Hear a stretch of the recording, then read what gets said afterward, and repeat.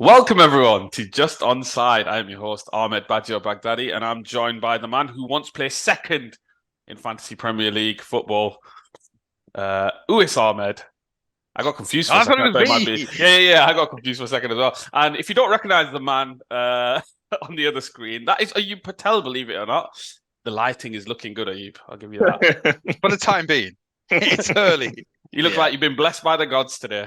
I Oh yes. appreciate it. Oh I yes. appreciate it. How we doing, gents? How we feeling about our team of the season that we put together? Yeah, I thought we did a good job, all of us collectively. Hope the viewers enjoyed the episodes as well. I've thought obviously went into it, but yeah, I think we were fair in our selections, and yeah, a good. I'd say there was more team in the thought for some than others. Won't name any names.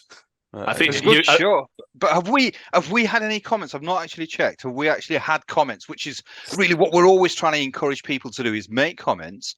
If they disagree, let us know what your sides were. So I've not checked the comments. So are people commenting? Yeah, we have had some interesting comments. So nobody's mentioned the Sven Botman pick yet, but there's still time. But no, absolutely, people have been offering their thoughts on the goalkeeper selections and other positional choices that we made. So yeah, absolutely. Let's encourage some more feedback, and it'll be good too. And just on the goalkeeper, I did send the boys the data, the stats. Big numbers guide.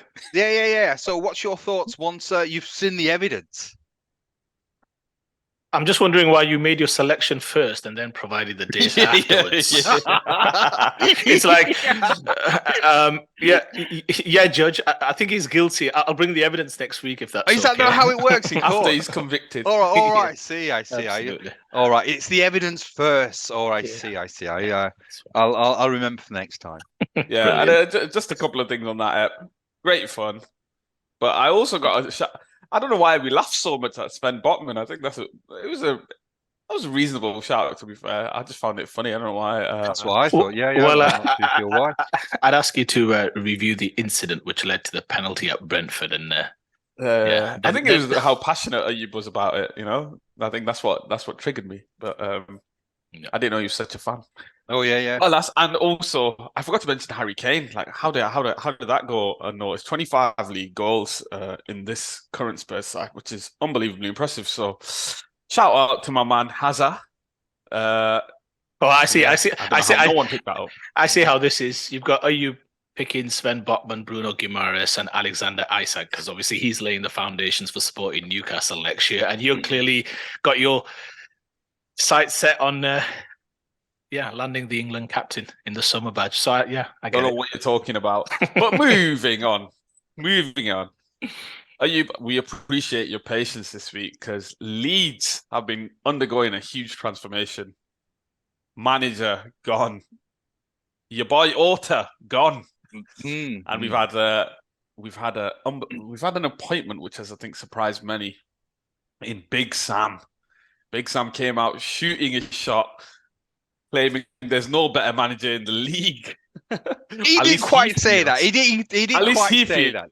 Yeah, he didn't. I might be paraphrasing, but you know, he don't believe anyone has better qualities than him as a coach. I think that's more accurate, right? Which is, I like that. I like that energy that he's coming with. But Ayub, seeing as though you have patiently all week, how do you feel about the upheaval at your club and the decisions to get rid of Orta, get rid of the manager, and bring in Big Sam for 4 games? Well, they say a week in politics is a long time. Obviously, they've never come across Leeds United Football Club, where a week it's ample time for various dramas. Right, where do I begin? Firstly, we'll talk about Grazia. He had to go. I mean, I think initially a lot of us fans were quite appreciative of the work that he was doing, because you've got to bear in mind the first 6 games there was 3 wins. So we actually thought that this was a decent appointment, a sound appointment. We had some decent results. We were quite tight.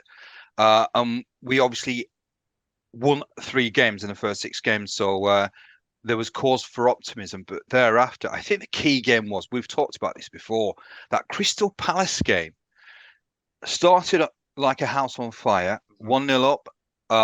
unfortunately, we didn't score the second, we didn't score the third. We sort of conceded at the fag end of that first half, and thereafter we've absolutely imploded. So it was interesting because he did make a comment, because there was talk that there was something that happened at half time during the changing rooms. There was some sort of incident between certain players, but apparently he said no, there was no incident at all. He said all it was the players were deflated because of that late concession, which worries me even more. That if one goal conceded at the fag end of the first half creates that sort of feeling amongst the players and that sort of deflation, then really it's a cause for great concern that that goal created such a problem. But in terms of Grazie, he had to go. There was no coming back from the results.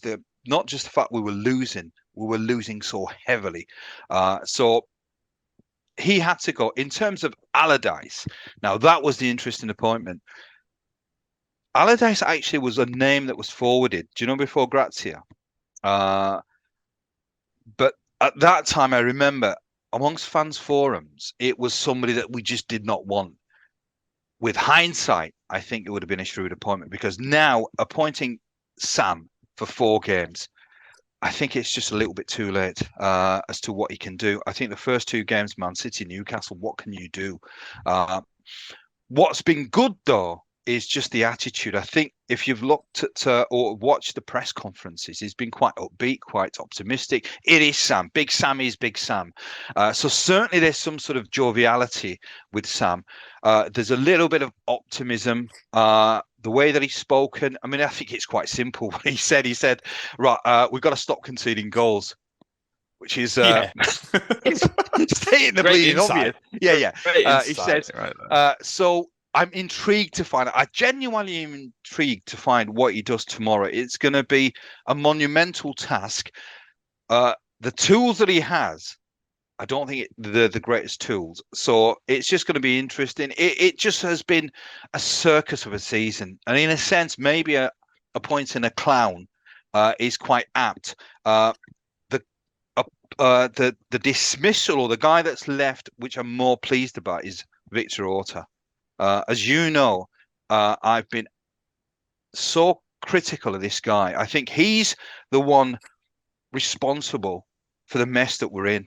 His recruitment has been absolutely atrocious. He's been awful on the whole. There's a couple of things that he's got right. Rafinha was an amazing signing, and Bielsa. Ultimately, I credit where it's due. That was down to Victor Orta. But apart from that, there's been mistake after mistake after mistake. He was the one that actually wanted to continue with Grazia as well. He actually said, I mean, I think that it's come out in the open now that he wanted to continue with Grazia, which is insane. I think he's a man who has got a tremendous ego. And unfortunately, that ego has got into a lot of decision making.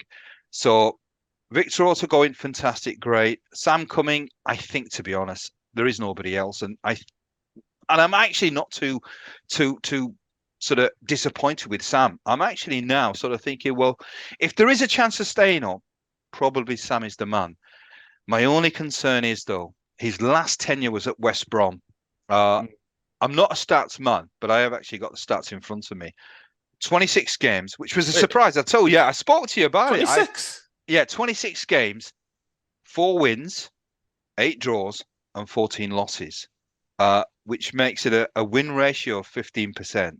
So the last gig that he had, he certainly didn't do too well, and he had enough games to turn it around. Now, because I was wanting to know exactly what went wrong, and apparently he blames it on COVID, because he had COVID apparently. So it affected his ability to really sort of be with the players on a regular basis. So I'm not too sure. I'm not too sure whether, based on that, he'd be the right appointment. But I think with everything going on at Leeds United Football Club, I think Sam is the only sort of, I suppose, realistic option that we had.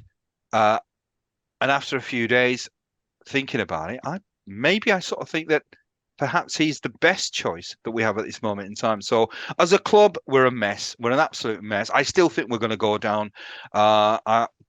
But the decision to remove Victor Orta, brilliant. I think it had to be on, but it's a little bit too late. But let's see what happens next game. The key games are going to be the games not against Newcastle, not against Man City. It's West Ham and Tottenham. Those are going to be the key games. So if we get 6 points, I think we may just stay up if we get 6. But it's going to be a hard uphill task to get 6 points. What's your thoughts, boys? Uwais, go for it. Your thoughts on Big Sam and the situation at Leeds? I just wanted to get Ayub's quick thoughts on something just before I share my views. Why do you think they sacked Victor Orta now? What do you think? You alluded to the fact that perhaps he wanted Javi Gracia to stay on, but why? What do you think drove the decision to fire him at this juncture? I think ultimately for that reason. I think there had to be a change because there is no way that Gracia was going to turn what was happening around. Because even against Bournemouth, and that wasn't a really good Bournemouth side, or at least they weren't playing with tremendous effort, but to be beaten by a side which is not really putting in a shift 4-1, his position was untenable. He could not continue.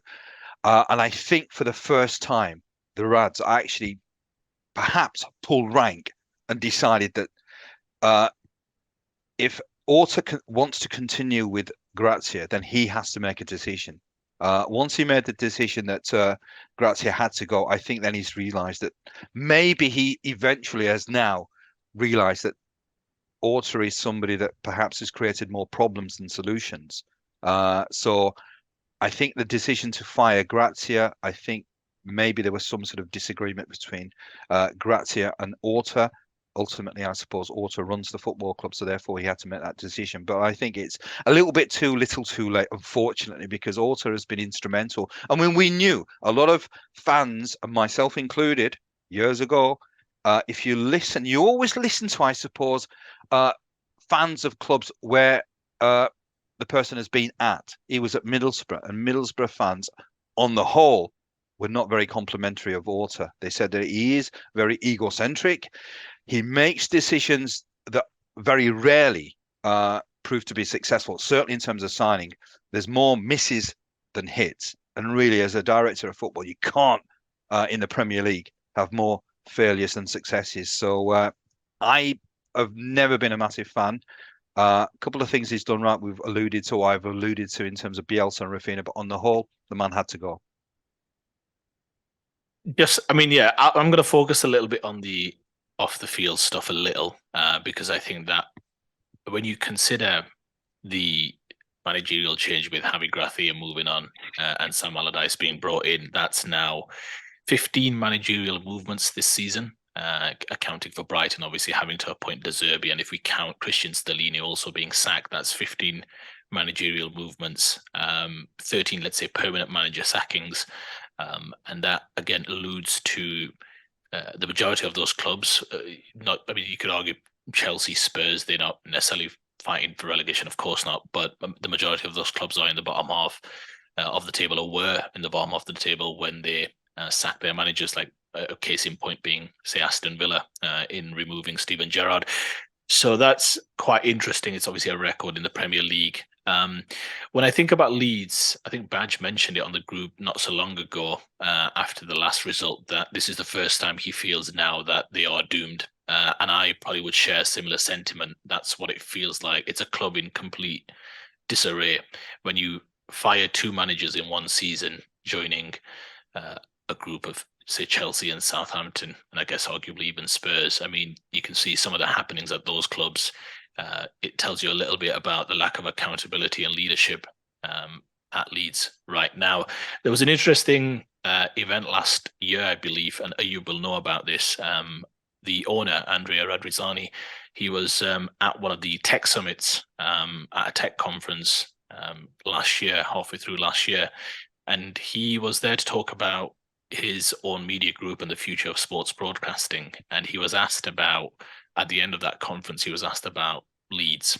So it wasn't an event primarily focused on Leeds, but he was asked about Leeds United. At the time, they were languishing in 17th.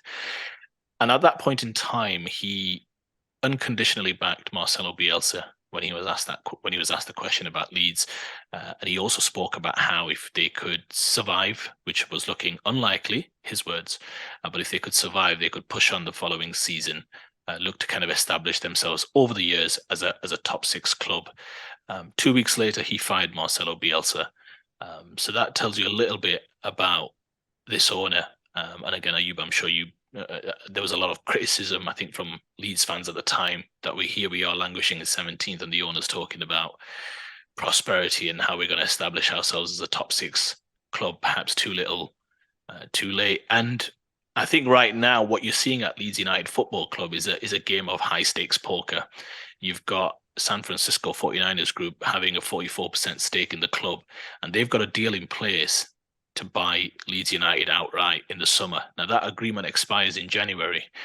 Now, if they were to get relegated, the valuation of the club would be about £150 million, which means that Andrea Radrizzani, who voluntarily spoke about how he spent about 100 million buying and rebuilding Leeds, he would make 150 million. Now, if they were to survive in the Premier League, that valuation of the club rises to 500 million. And I think this managerial appointment or removal of Gracia and the appointment of Sam Allardyce is simply with a view to preserving that investment and that potential future sale.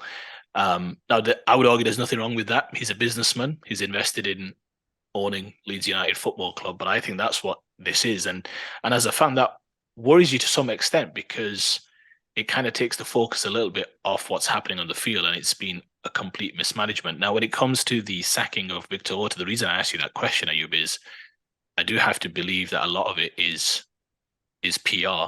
I don't see how keeping him on for another 4 games going into the summer, why that was such a big problem. Like, to your point, unless there's been a complete falling out between the owner and the sporting director, it feels to me as though a lot of the fans wanted Victor Orta out, yourself included, and he's done it with a view to appeasing the fans. And again, I would argue too little, too late. And when the club works and operates in this way, that's always a worry for me.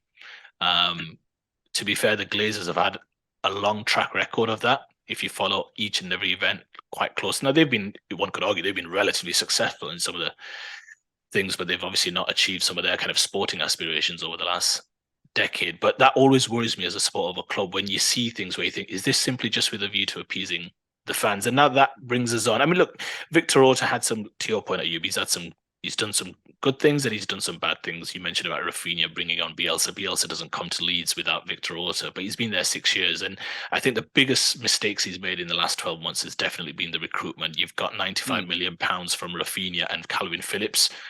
The sale of those 2 players respectively, who are huge players for Leeds. And they were right to sell them in the end because they were assets, and you've got to realise good value for those assets.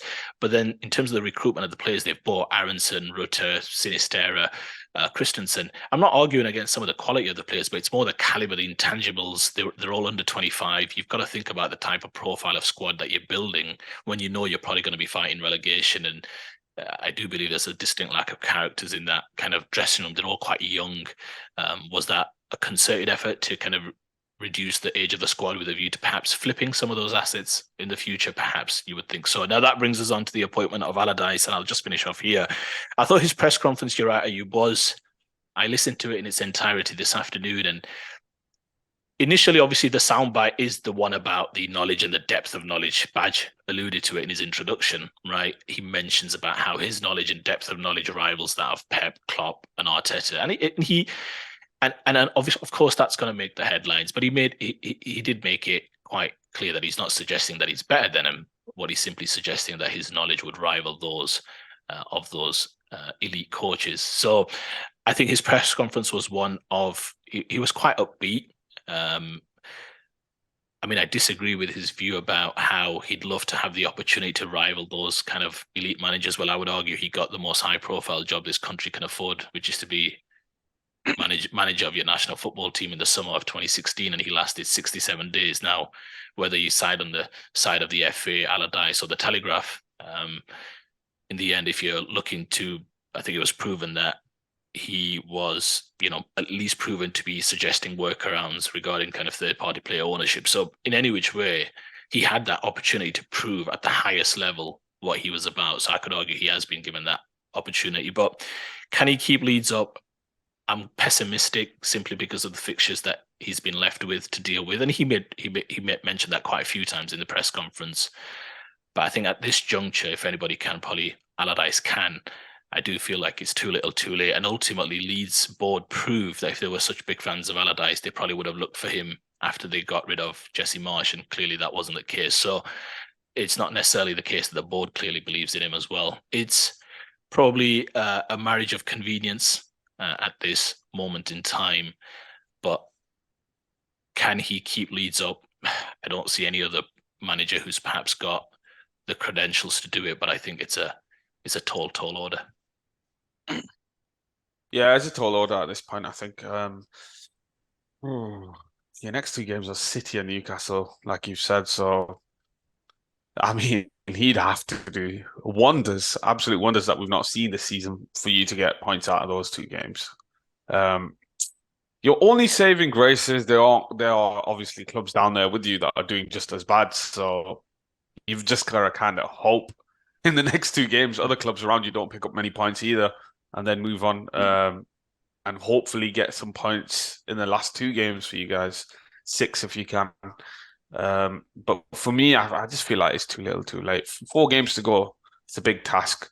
I think Sam's like, if he does it, he's a saint and he's a big savior of Leeds. And if he doesn't, well, it wasn't expected anyway. So I think for him, there's no losing, to be honest. And he'll probably bounce after the 4 games. I don't know what his long-term plans are. I don't know if he's there until the end of the season, or is it? It's just till the end of the season. So he'll just bounce. If you get relegated, he's got his payday. He's gone. It's not expected to keep you up. If he keeps you up, that's a huge bonus and massive for the club, obviously, and the fan base. So for him, it's a win-win. On Grazia, it's like that has got to be one of the worst appointments in a while, surely. If you think about it logically, like how many games did he last, Ayub? 11. But you say that, but as I said, the first 6 games, 3 wins. The losses that we had were not huge. I mean, we lost 1-0 to Chelsea in the 6 games. I think there was a draw against Brighton as well, which that takes some doing. So something dramatic happened in that Crystal Palace game, and as I said, I mean, it sounds now when I look at what I said or hear what I said, I did say at the time after the Crystal Palace game that I hope this is not something which has a major impact. I mean, it sort of appears quite prophetic because it has a major impact. So I think Grazia was an appointment. I mean, he was 6th or 7th choice. So really, it was a shambles. The administration, the management of this football club has been absolutely farcical. I think the characters that we have. Well, yeah, like it's funny you say that because some of your signings were like your 6th and 7th choices as well, because all your major targets you didn't land. And it was whittled down to those that were lower on the list, and you're doing the same for the management. So yeah, the recruitment has been poor, very, very poor. That's why Orta's probably gotten the boot. Lewis, I think, attacked it from a nice angle in terms of off the field and the money that is to be gained for them, hence making the switch to Allardyce. But for me, it's just too little, too late. I think I hate to say it, Ayub. I hate to say it for you. No. It's something that, I mean, it could have been prevented.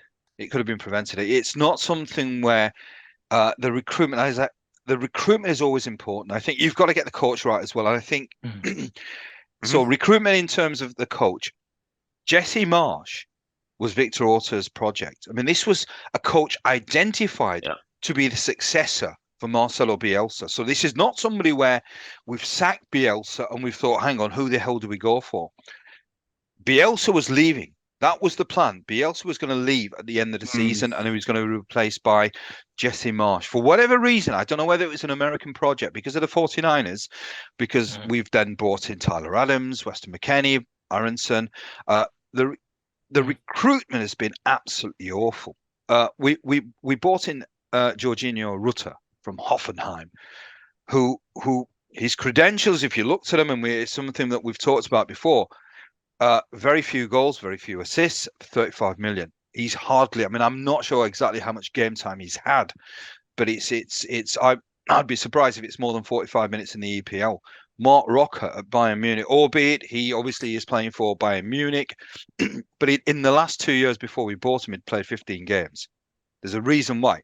Yes, Bayern Munich have an outstanding midfield, but again, it's a player that perhaps has not had much game time.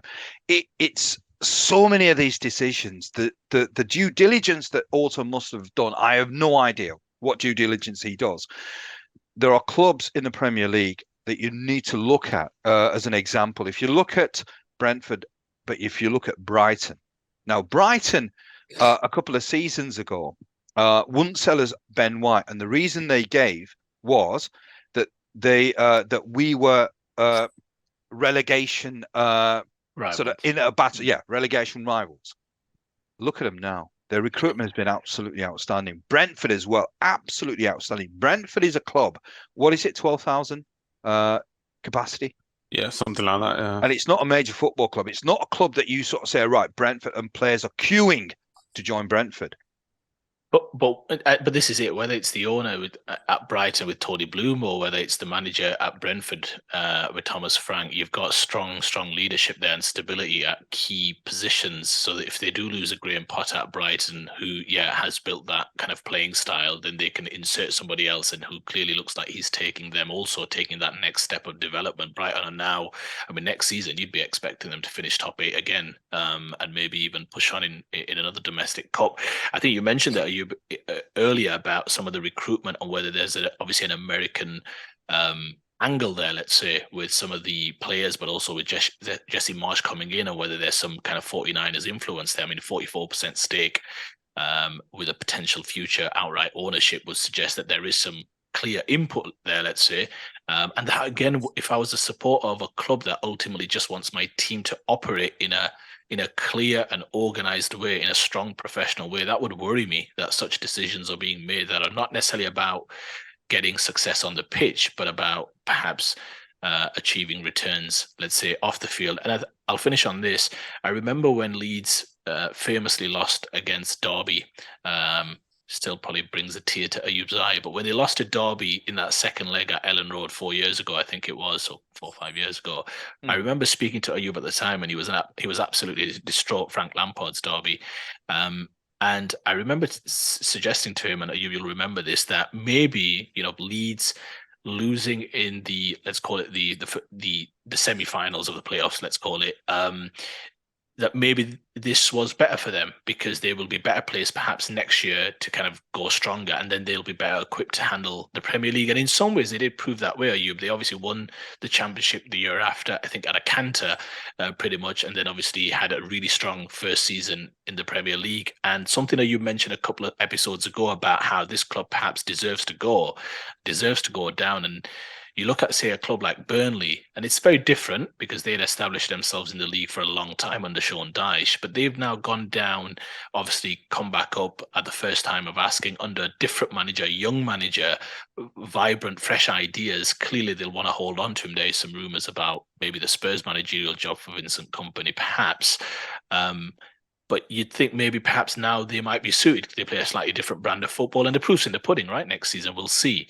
But I just wonder whether Leeds, as difficult as it may be, as Badge says, if whether going down and then whether it's new ownership, whatever it may be, but getting some stability in some critical positions, and then hopefully coming back again, they may be better served to have to take a bigger go at this. Well, the key is going to be the director of football. It has to be where, if we go down, and obviously it's highly likely we will go down, the director of football has to be somebody who has a clear plan. Recruitment has to be on point. It's simple. It's not complicated. I think even me, I've never been in a position where obviously I've been responsible for signing players, but it's quite simple. I mean, you look at a player, you do your due diligence. The key is always what's between the ears. I think that's where the mistakes have happened with Victor Orta. He's bought players. Sometimes you can question the quality of the player, but we've got players who are mentally so weak, so fragile, playing for Leeds United, especially if you know that you're going to be in some sort of relegation battle or mid-table battle, you've got to have characters that can cope with playing at Ellen Road and playing under pressure. None of these players can play under pressure. So if we go down, we have to have a director of football who perhaps looks at Brighton, looks at Brentford, and perhaps looks at the type of recruitment they do. Where do they look for players? Because obviously what this guy had done is look for players. I don't know where he was looking for players, but certainly the diligence wasn't done. So I don't know. I mean, as I said, I'm quite resigned. I mean, I have been resigned for a few weeks. I'm for the first time under Sam, actually, there's a smile on some of the fans' faces, more because it's just going to be a laugh. And that's what I'm looking forward to. What's he going to do tomorrow? Who knows? So I'm going to enjoy it tomorrow. I'm not expecting anything. What I'm expecting is that there's a little bit more fight. If we can keep it under 3, then it will be a result, because West Ham played quite well, but they got beat 3-0. So it shows the quality of this Man City side. So if we can keep it under 3, it's a result. The last 2 games is where Sam's going to earn his crust. So maybe Sam's thinking the same thing, that, right, these 2 next games are not free hits. I expect a performance. We'll lose, but I expect a performance. The 2 games at the end, West Ham and Tottenham, if we can pick up 6 games, then maybe that just may keep us up. So let's see what happens. Let's see what happens. What I will say is, for viewers listening, obviously we know Ayub's a huge Leeds fan, so Leeds staying in the league is kind of imperative. But if they do go down, just know there will be a third spot available on this podcast. We're Premier League only, baby. No. I'm going to change my allegiances. Newcastle. I'll be a Newcastle supporter, so don't worry about it. Applications are welcome from 31st of May. Newcastle. I'm Newcastle. But yeah, moving on from Big Sam, we're switching gears to Pep Guardiola. And Pep Guardiola, we're just going to discuss how we feel like, what is his legacy in football. He's obviously got his worshippers and his disciples that actually try and mirror his football or replicate it somewhat. And people have a love affair with this man. But then we have the other side of the coin, where he does have his detractors and naysayers. I want to know your thoughts on where you rank him. Is he the GOAT? Is he the best? Is he the greatest ever? Or is he someone that just isn't as great as what people make him out to be? I'm interested to hear your thoughts on this. If you don't mind, Lewis, I'll go first. I'm in the latter camp about he's, in my opinion, certainly not as great as some people claim he is. He's certainly a very, very good manager. There's no question about that at all. I purposely didn't mention Bielsa in my Leeds piece for a reason. For me, a great coach is he makes players much better than they are. Now, in Guardiola's case, on the whole, he buys great players or very, very good players. And that's the reason why I've always been reluctant to actually heap praise. The clubs that he's managed have had superstars, albeit he's obviously performed tremendously well with the clubs that he's had. I'll go back to Bielsa. Bielsa picked up a side at Leeds United where it was mid-table finishes in the Championship. We'd finished 13th, 14th, 15th. He transformed players that were Championship quality players, and he made them into Premier League players. In that first season as well, he made Championship players into players that finished 9th in the Premier League.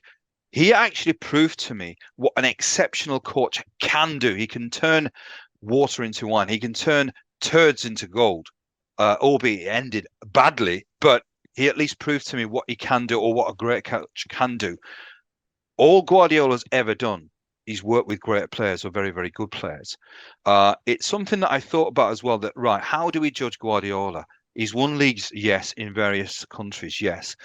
Ultimate club football, I suppose, the Champions League. That's the acid test. I don't think he's won the Champions League in the last 9 or 10 years. And he's managed some very, very good sides with very, very good players. So I'm going to keep it brief. I think I'm not going to diss the man because I think he's an exceptional coach. I think he has a system of play that with good players, it's fantastic to watch, pleasing to the eye.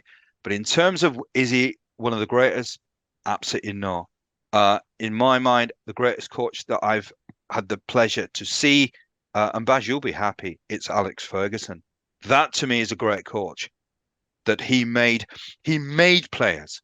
He didn't just buy players, he made players.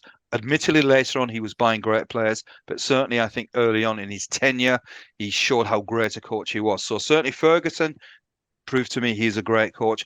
Guardiola is a very good coach. I'm not going to dispute the fact that he's not a good coach. But if you're going to say to me that he's one of the greatest or he's the greatest coach, on your bike, pal. Right, Lewis, I think before you go on this one, I feel like I want to give my take on this. Of course. Now, I'm looking forward to these thoughts. Go on. Now, with Pep, I think it's clear as day. He is an elite level coach. He just is. The way that Barcelona side played, that's why he won his 2 Champions League titles as a manager. The football they were playing was out of this world. I think it benefited with having Messi going into the peak of his powers, and then the rest of the side was always Xavi, Iniesta, yada yada yada. But you still got to get those players to play a certain way, and I think in that sense he did revolutionize that kind of style of football, the tiki-taka style, if you will. So he is a sensational manager. Don't get me wrong. In league football as well, he's just so consistent. He's so consistent. Man City are always in and around there. They're usually winning the title, but if they're not, they're always in and around. The consistency is great throughout 38 games. My issue with Pep is more so the fact that I think Ayub did allude to it a little bit in the sense that he has just managed he's managed 3 sides and they've been incredible sides. Now you could say that he's managing them for a reason because he's a great manager, which is fair in some aspects. But at the same time, after Barcelona, he's gone to Bayern Munich. Now Bayern Munich have just come off that treble under Jupp Heynckes, and that Bayern Munich side was like the football they were playing anyone off the park. That was some of the best football I've seen from a club. That obviously not my own, but it was so enjoyable to watch. And he went there, he made changes. I think his biggest failure there was the fact he didn't actually win a Champions League with those guys, given he had all the tools in place. Coming off Barcelona as well, bringing that reputation with him. He had all the tools in place.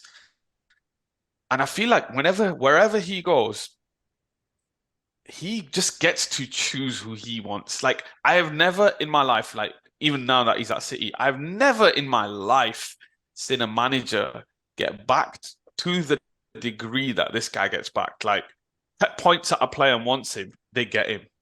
The only time he's after a player and he's not managed to get him is down to the player's side. It's not because the club hasn't delivered on it. So it's more so the players decided I'm going to go somewhere else in the few instances that he's not got the guy he wants. But usually, like at City, this is why I detract from it a little bit, because at City, he had Joe Hart. Immediately, he decided early on he's not his man. Went and got Claudio Bravo in straight away. Claudio Bravo got a season, I believe. And then immediately decides, you know what? He's not my man either. I want another guy. And they deliver like this. I don't know how many defenders they've been throughout Man City where he's just been like, you know what? Overhaul. I'm going to sign this guy here, but next season, if it doesn't work out, I'm having him. And the owners deliver in that sense. And whoever's in charge up there, they always deliver for him. So I feel like not only is he a great manager, but then he's also got it so good that he gets whoever the hell he wants. But if you are an elite coach and then on top of that, you're getting whoever you want, I mean, there's only going to be one end outcome. And the fact that he hasn't won a Champions League since his 2 with Barcelona, I mean, only one team can win it, sure, fine. But given how great he's meant to be and how great he's shown to be in the league, I will say, and the unlimited resources, like he literally, I'm not talking about the amount he spends, because listen, everyone nowadays is spending big. but he literally, like I've mentioned, he points to someone he gets unless the player turns down the Man City.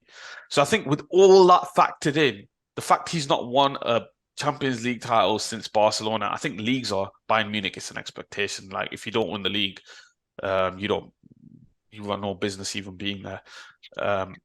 And with City as well, with the way they're set up now, City should be the favourites every season, realistically, for the league title.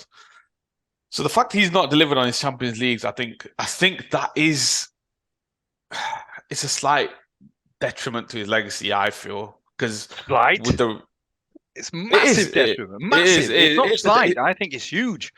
And I'm intrigued to find out what Owis is going to say afterwards. The thing is, Champions League is the toughest competition in the world to win. I know Zidane's done it with Real Madrid, like back to back to back, but then I think they're not so consistent in the league. However, like with Pep's teams that he has, like, come on, man, he's got he went and spent 100 million on Jack Grealish. Once Sterling goes and once Sane goes, he gets the next man in. Midfielder goes, he gets the next man in. It's crazy. I don't think you'll ever see it again where a manager gets back to the way he does.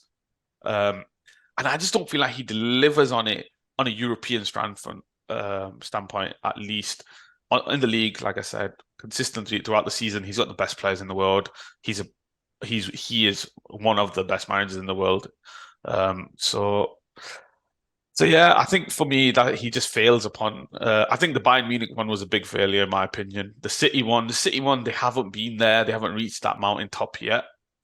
So therefore, it's always hard to get there for your first time. But I mean, with the players he's had and the players he signed on a regular basis, I think that is a big detriment to him. So that's my take on him. I think he is a great coach. Obviously, if people are replicating you, you're doing something right. But he's just not the best ever for me. And the best ever for you would be. And the best ever for you would be.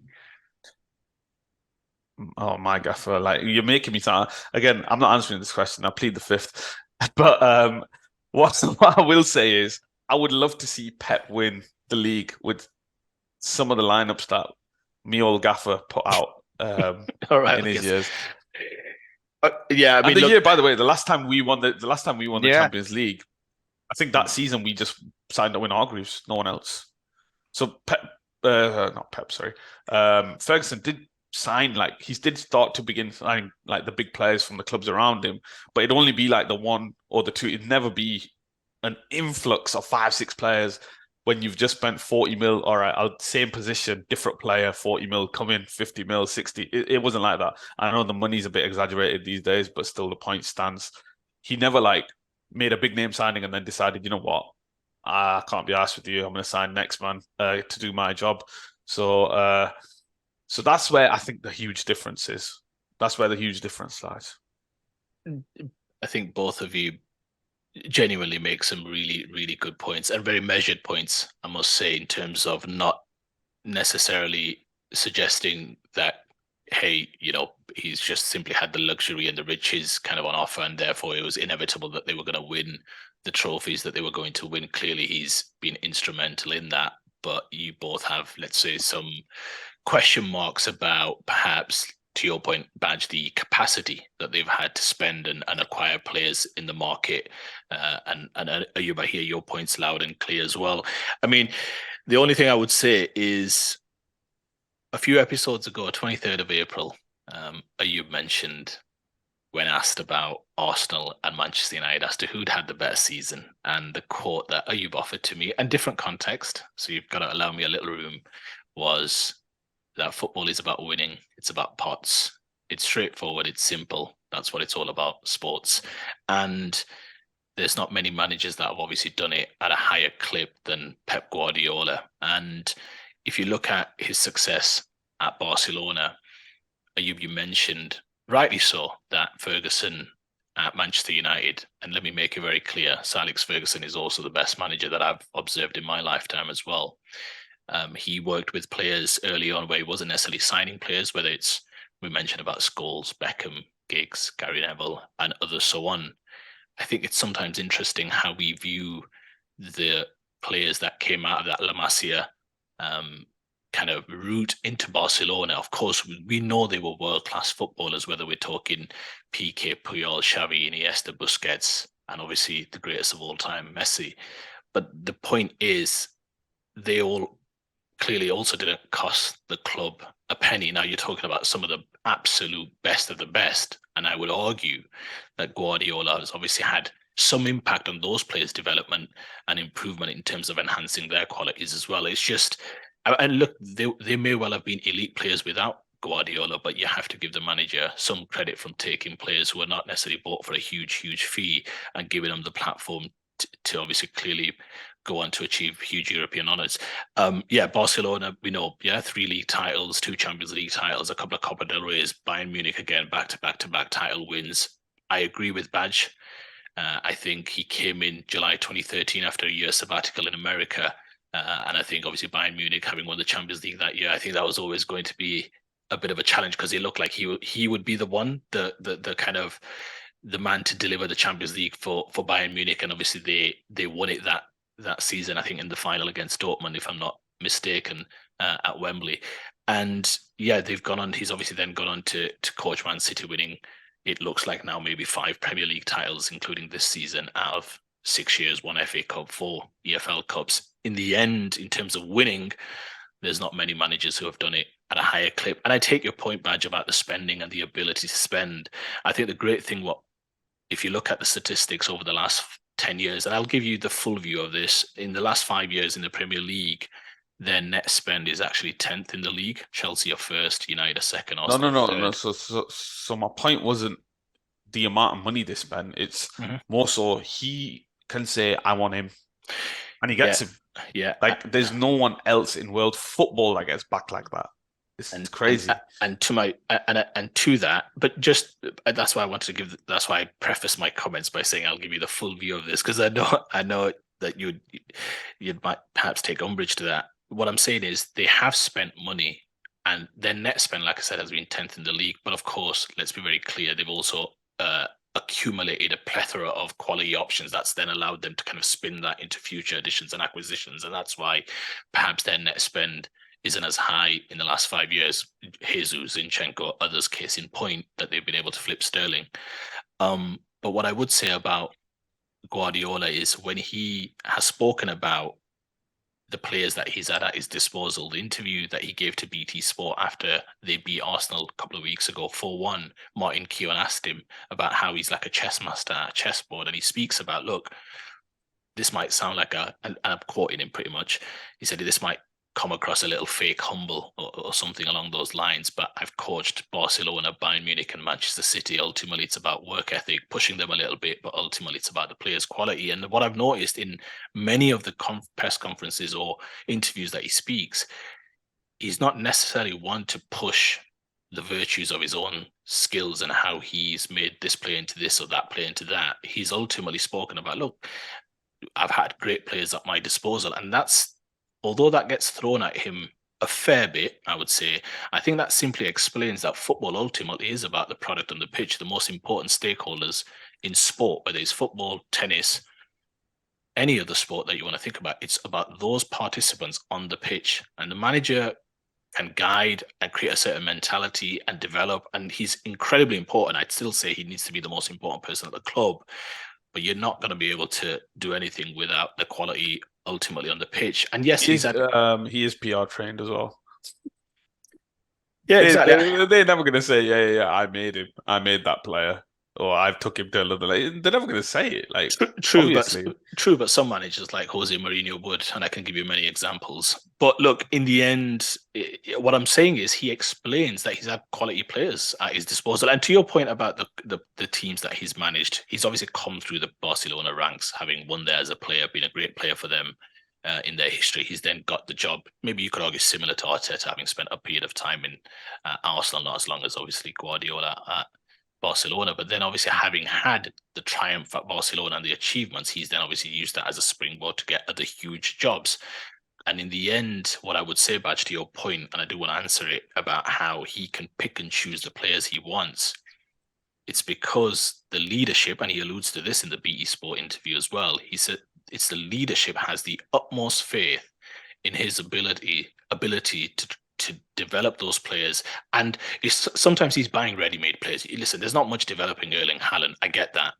But they've got this clear faith that this is the right man for our football club, which means that if we believe he's the right man, we talked about due diligence earlier on, Ayub, we're going to give him what he wants because, again, to use your phrase, he's going to turn water into wine. And he's clearly had a major impact on some of those players. Some of those were absolutely elite players anyway, but some of those clearly he's having an impact on them. And if you look at one of his biggest skills, and I'll finish on this very quickly, it's that he looks at his players' qualities and then ultimately creates a system or a way of playing. You saw it with Philipp Lahm at Bayern Munich when he turned him into kind of a deep pivot. You saw it with Joshua Kimmich when he kind of moved him back and moved into fullback. Similar, you're seeing it right now with Stones and other players, where he looks at what is the player's strengths and creates certain systems and ways of playing. And whether it's possession, overloads, zones, the way he all creates, he's a tactical genius.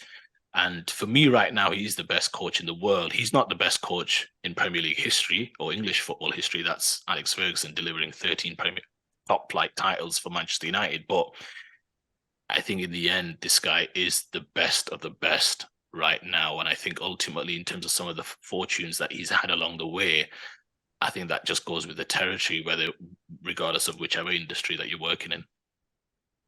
But just on a question on, we've talked about, me and Baj have talked about the Champions League being the acid test, because the team that he has, the squad that he has, is unbelievable.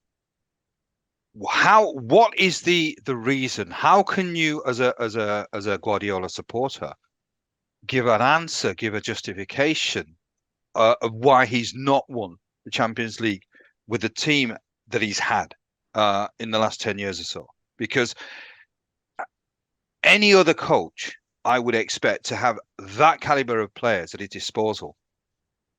I'd almost expect that they should be winning 3 or 4. It almost should be Zidane-esque, where it should be almost back to back. That's the criticism I have of Guardiola, that he's had the resources. Baj sort of said that he basically, I want that player, and he's delivered. So what is the reason, or how would you justify and still maintain that he's a great coach by the fact that he's not won things that he should have won, or he's not won the Champions League that he should have won? Well, we've got a lot of dedicated YouTube viewers now of our podcast, and if they've been listening, they'll know that he has won a Champions League in the last 10 years. It's coming in 6 weeks' time, according to Ayub Patel. He will do. Yes. Well, if he does, it's about damn time, because every year the favourites. Man City your favourites. Man City. So that's the question. So how would you? I mean, what's the reason? What is the reason why, with all the, I mean, in a sense, it's almost a fantasy football team that he has. So why is he not won?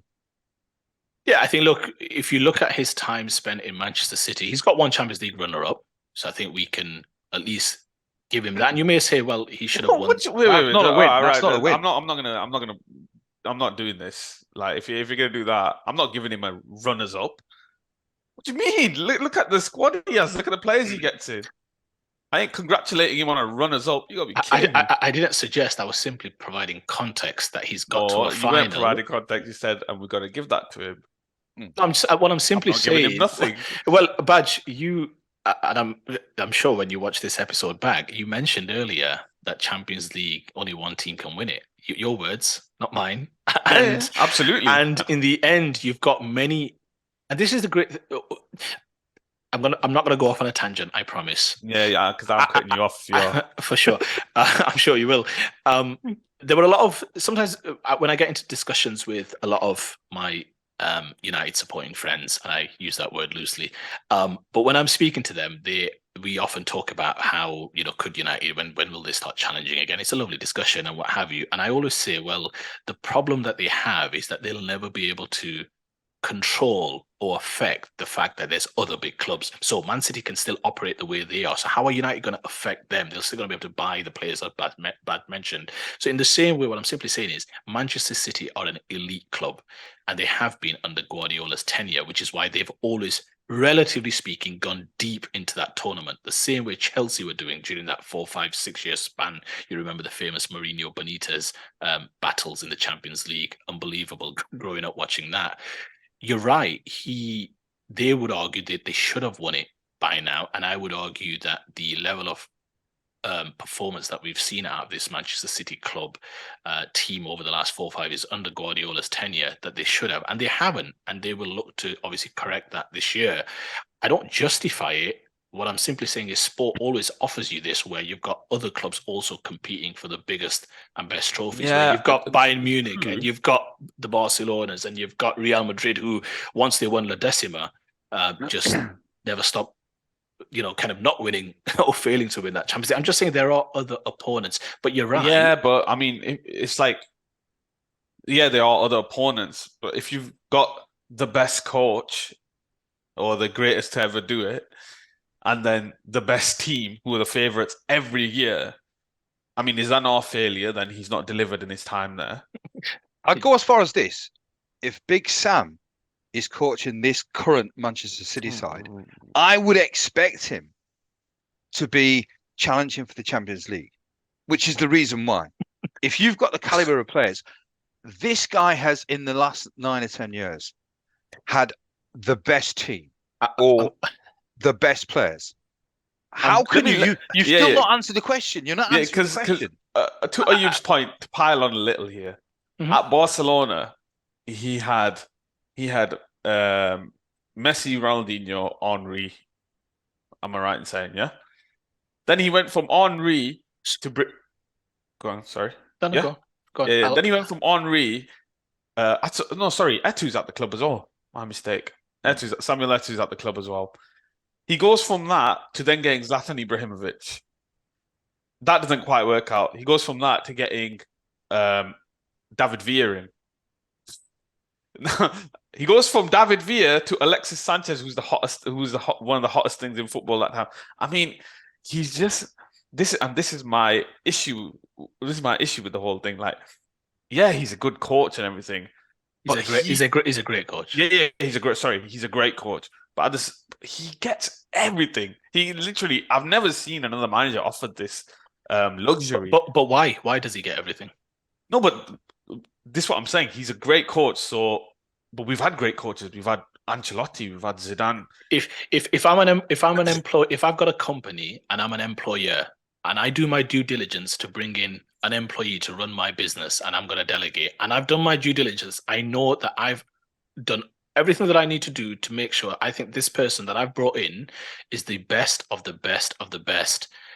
When that person then comes to me and says, by the way, I need ABC to take this company from here, from X to Y, at that point, surely I'm going to give him everything that I can, him or her, everything that I can. But then that works in normal. I'll stop you on, because there has to be a KPI. What's the expectation? Yeah, so I'm going to give you this, this, and this. Yes. Deliver me a Champions League. So first and foremost, I'm not necessarily sure that. I mean, look, the KPI is to deliver a Champions League. We know Manchester City wants to win the Champions League, and I'm going to answer the question. During that time, when are you going to answer this question? But we do this thing in football when it comes to discussion, which is the most basic, mundane arguments that you can ever have. And what I mean is this. You'll have this scenario where Real Madrid will go such a long time without winning the 10th Champions League, and then they'll win La Decima, and then it'll be like, well, they should have won it a long time ago. They've had all these amazing footballers. And during that time when Real Madrid have won this Champions League run, they've had some of the absolute best central midfielders of their generation in Modric, in Kroos, some of the best centre-backs in the history of European football in like Ramos and others. And they've got Courtois. And right now they've got Benzema, one of the best strikers in Europe. Vinicius Jr., one of the best left wingers in Europe. What I'm trying to simply get at is... Vinicius Jr.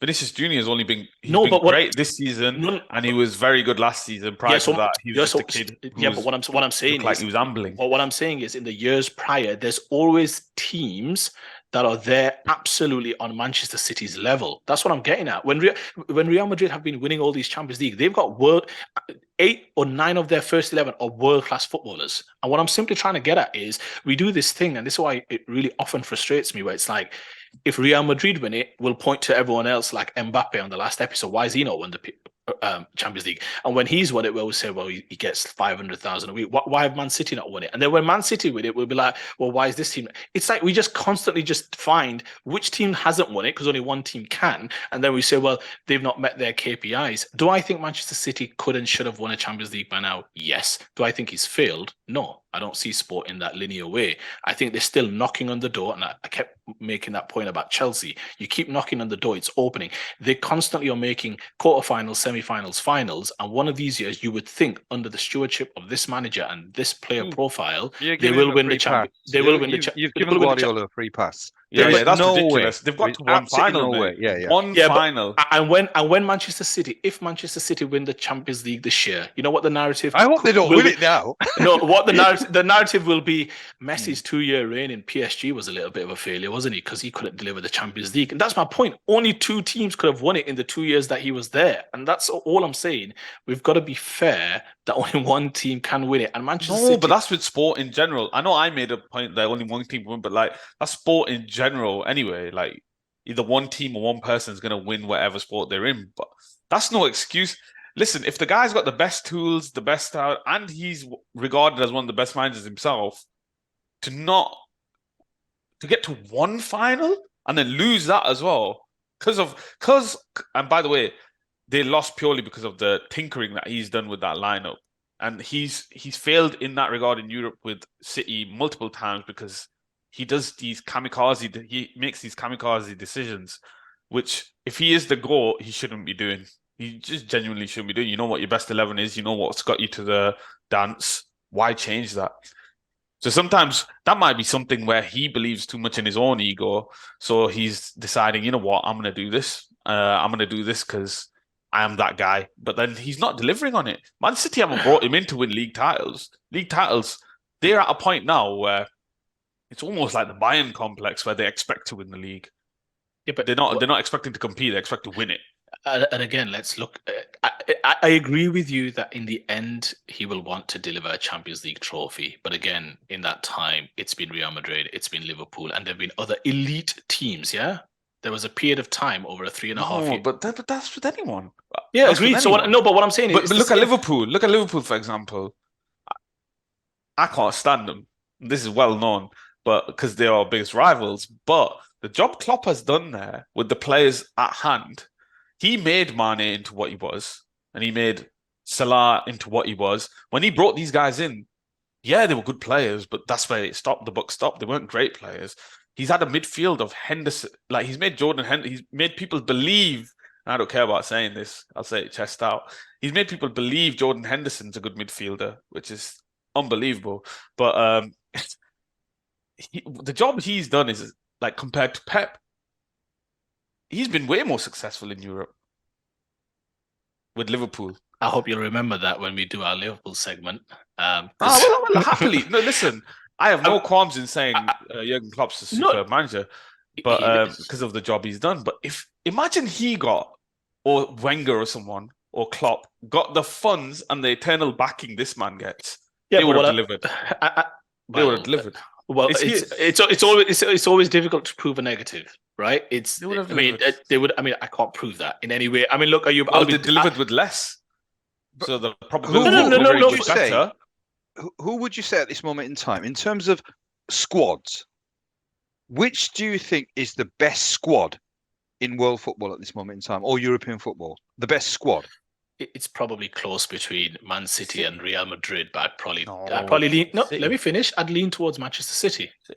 But in a cup competition, when it's over 2 legs, in the end, those things can happen. And look, they are always getting to the semi-finals of the Champions League. And like I said, not an achievement, man. No, and let me finish. And one of these years, and that's why I'm consistent about Arsenal as well. You have a right to be challenging. You don't have a divine right to trophies like everyone expects, so they can shape their narratives about coaches and teams. It's Manchester City, and they'll always be there because of the wealth and because of the coach and because of the quality. No one's disputing that. That explains why they're always in the running for these things, yeah? That explains it. But then we do this thing where it's like, when he wins one, it'll be like, well, it's about time and they should win another one next year. I'm just saying they will hope to win it this year, and let's see. Is it not about time if he wins it? Even if he wins it this year, is it not about time? Well, I'd just like to think we'll be fair-minded and say the best team in Europe won the Champions League, and that's fair. But they've been the best team in Europe for how long? Years now. Every year we hear the same thing. They're the favourites. Them or PSG. PSG are in the same boat for me. Yeah, they're the favourites. They're the favourites. Last year, no one gave Real Madrid a prayer. Man City are the favourites. It's always the same thing. Yeah, but let's be the favourites. Yeah, but let's be clear. Let's be clear. Let's be clear. That game was decided in the end over 210 minutes, yeah? Or 215 minutes, let's say, or 220 minutes, accounting for extra time and added time. And for 3/4 of those minutes, Manchester City were comfortably the better team. And what they didn't do, and what they didn't do was manage those situations in those games when difficult times happen. They didn't manage those well. And that's is that not a reflection on Guardiola? Because in a sense, if ever a coach earns his crust, it's in these key moments. No, it's a reflection on sports. It's a reflection that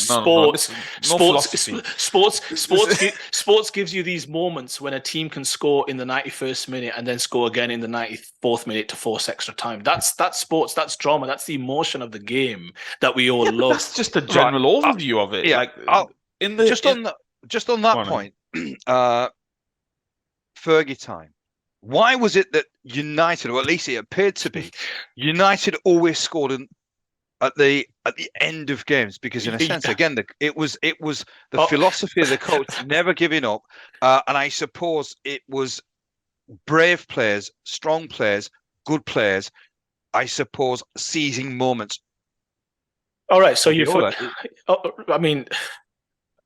forgotten about the last day of last season, have you? In the Premier League, when Leeds were busy trying to get a win at Brentford, and City were 2-0 down at home to Villa, and then they turned that around. And he made substitutions at half-time that made a huge impact in that game, bringing Zinchenko on, bringing Gundogan on, who scored both goals.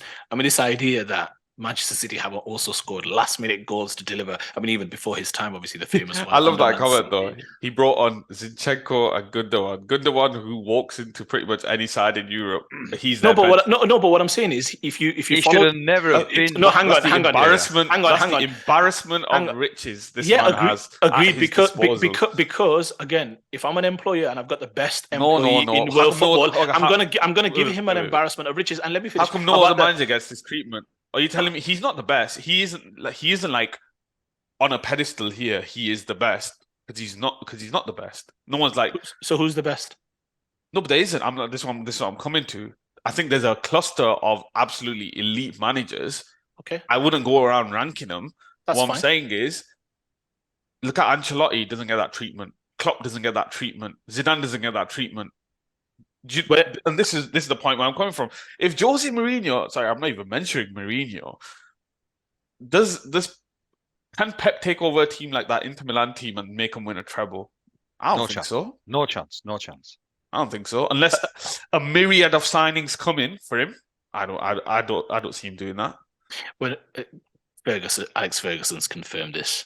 But when he was leaving Manchester United Football Club, who was his first choice to replace him at the club? It's Pep Guardiola, I know. Yeah, and he knows his onions. Does that matter? He also said back David Moyes, or what? No, he had to back David Moyes because some of the other managers that they were in for and that he had perhaps eyes on had already committed to other jobs, Jurgen Klopp included. I mean, look, all I'm trying to get at is I agree that if you don't want to rank him as the best, fine. I guess it's difficult to prove because a manager. No, I'm not ranking anyone as the best. You can't quantify. But you also ridicule this idea of Gundogan. No, he made some really smart changes in that game, telling him to commit to the box and what have you. And he did. Bringing Zinchenko on, but he has the luxury of bringing on a guy like for sure. But we use that as a stick to beat him with. And what I'm simply saying is, yes, would I like to have City's luxury of riches? Of course I would. But if you asked any of the 19 Premier League teams and supporters of those 19 Premier League teams, and I know Badu would probably say no, would you want Pep Guardiola as your manager for now and for the last 3, 4, 5 years? 100% of teams would say absolutely yes. And Ayub, just for your information, I can't stand the football they play at times. Erling Haaland's making them look even better because he's burying everything in sight. But they were winning before Erling Haaland. And the thing is, Ayub, I'll be delving into the data. Exactly. I'll be delving into the data before Erling Haaland under Pep Guardiola. And just for your information, Ayub, don't think I've forgotten about what you said about Sam Allardyce, and I'll be delving into the data analytics of this episode to see at what point viewers switched off. And I have a good feeling that a number of viewers will have simply switched off at the point you said that if Allardyce was managing Man City, he'd be challenging for the Champions League. Just for your information. I can't wait for tomorrow. Seriously, if I knew that, I mean, it's not going to happen. But if Sam can get a result tomorrow against Pep Guardiola. Oh, believe you me, I'm waiting for the next podcast that we do because Guardiola, he's a great coach, good coach, but I will not have people sort of say that he's the greatest ever because he's not proven to me with this. And we're repeating ourselves. I'm repeating myself. Yeah. The Champions League is the acid test for the caliber of players that he's had. He's not delivered, and that's why I'll never give him that credit that other people seem to be giving. If Champions League, if Champions League is the acid test, to your point, yeah, Ferguson's won 2, Guardiola's won 2. What's the difference? Guardiola done it. There is a difference. No, hang on. Let me finish. Guardiola did it. You might argue, well, Guardiola did it with this plethora of options. Most of them that came through the ranks. So what's the difference? That's what I'm getting at. And remember, did you not just hear the people I rattled off the list? No, but I know, but they all came through the ranks. Stars. No. I'm not on about them. No, what I'm saying is his 2 Champions League triumphs.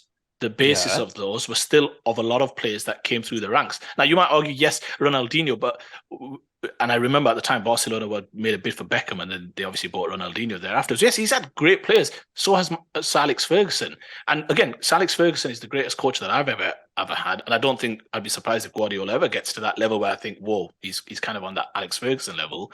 But I'm just saying, if it's Champions Leagues, they've got the same number. And remember, it's about winning pots, and they've won the same number. No, but that's not the point we're making. With the point we're making about Pep is he's got a war chest that's unlimited. He gets to have anyone he wants, and for a period of time, coach. He's a fantastic coach, to not deliver, and for a long period of time, United were the dominant force in the transfer market as well because in the Premier League, and like I said, they'd only we picked a Berbatov from Spurs. I can't believe Arsenal were dumb enough to sell to us. But we got Van Persie from them, that's different. They're a big club. 1 year left on his contract. Yeah. But even still, we'd get like the 1 or 2 players here and there. Like I've said multiple times, this guy will have a right back one season. I want this guy next season. Same striker. Throughout the team, he can do it. He does what he wants. He has the best. He's the best of the best. And if you can't deliver. Fine, that's your view. And if you go through the history of Sir Alex Ferguson, he also had the option to secure the best of the best at the time when he did it. And you can look through the whole entire transfer history, whether it's Rooney, whether it's plucking Ronaldo after that friendly against Sporting Lisbon, whether it's Andy Cole. You go through the entire list of all the transfers that he's made. United had that kind of first move advantage because they were the most dominant club in the country that were able to get the best talent from whether it's England or whether it's from abroad. It's just more magnified now because we've got more views and more kind of exposure. No, it's the fact that I was gonna say people like you, but that seems very like I'm attacking you. But I don't mean it in that way. But there's too many people that give him a pass. There. You got to a final. You got to a semi-final. Well done, buddy. But did Bayern Munich even get to a final when he was there? No. Didn't get to a final with Bayern. Didn't get to a final with City until recently, and he blew that as well. So for me, that's what taints it. That's what taints it for me. He has everything at his disposal. No other manager in history has the luxuries this guy has, and he's not delivering in Europe. League, unbelievable, and there's no question, unbelievable. But in the Champions League, which he has been brought in for, he's. If that's not failure, I don't know what is. Literally for his standards and for who he is and for what the club are bringing him for, that is genuinely failure for me. So I'll end on this because we've been running long. If going into last summer and Pep Guardiola hadn't been at Man City, are you saying that if Guardiola was available and he was happy to come to Man United, you wouldn't have taken him? I've been. You have 2 options. I've been very vocal. Erik ten Hag and Pep Guardiola. I've been very vocal in the past about this. I do not like the way his teams play football. I know some people are into it. It's not for me. if it was out of my two rivals, which coach I'd want managing my team. Oh yes, he's gonna say. I'll take Klopp all day. He's gonna say all say day. I'll take Jurgen Klopp all day. You've been very nice about Jurgen Klopp today. I like that. He's a great manager, but I prefer his football as well. I could not be a City fan and watch them play this. It's unbelievably effective, but I couldn't watch that every week. And I might sound crazy to some, but honestly, that's just my preference thing. But yeah, that's. I think we're just going to keep repeating ourselves now.